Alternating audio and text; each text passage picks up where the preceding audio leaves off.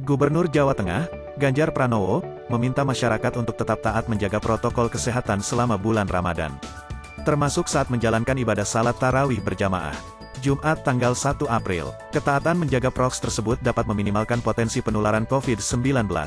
Tentunya di samping upaya pemerintah untuk menggenjot vaksinasi dan vaksin booster.